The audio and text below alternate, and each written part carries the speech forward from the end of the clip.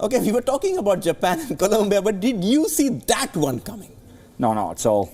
We spoke about the players that Poland had in the squad. Lewandowski, obviously. Milik is also a fantastic player. Goretzka also. I think between Lewandowski and Goretzka, there's like 50% of the coach's goals has come through those two. So you'd expected them to do a lot better. They got off to a fairly slow start. And obviously the Senegalese are tough anyway. They're robust. And they showed that today.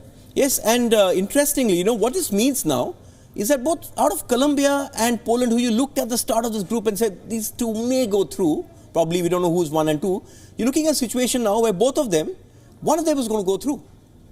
Well, I think obviously they play each other, don't they? So whoever wins that game is obviously is through, basically, as simple as that. So they'll all be thinking about that, maybe getting an early win and getting the points on the board, and then maybe having a little bit of a rest. Yeah, when you spoke about Senegal, you know how they are. They've had this dream run 2002. They haven't been back at the World Cup after that. This is how the group stands right now. Senegal, Japan are 3 points. Japan, Senegal next. So if one of those teams wins it, they're through. And Poland, Colombia, one of those teams have to hope that they don't lose, because if they lose, they're going home.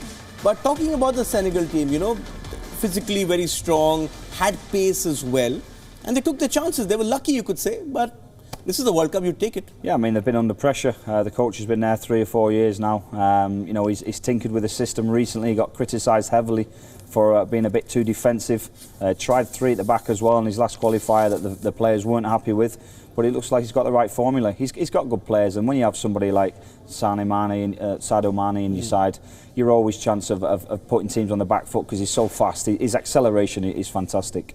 One more question I wanted to ask you was about game management. That's the goal which eventually won it for Senegal. You look at the Polish side and wonder what was going on. Somebody needs to look around and see what's going on, what's happening, where the player is. He's gone off for treatment. He's coming back on. They just played right into his hands. Yeah, I mean the lad's gone off for treatment. He's been called back on by the referee and he is on the field. It's a strange back pass anyway. If you see where he's passed the ball from, he's trying to knock it 50 yards, 55 yards backwards. So it was a bad decision, regardless of the play being there or not. You shouldn't really be knocking a high volleyed ball back to the goalkeeper that's going to be bouncing around his neck. So it was poor anyway. Obviously the lad's snuck on.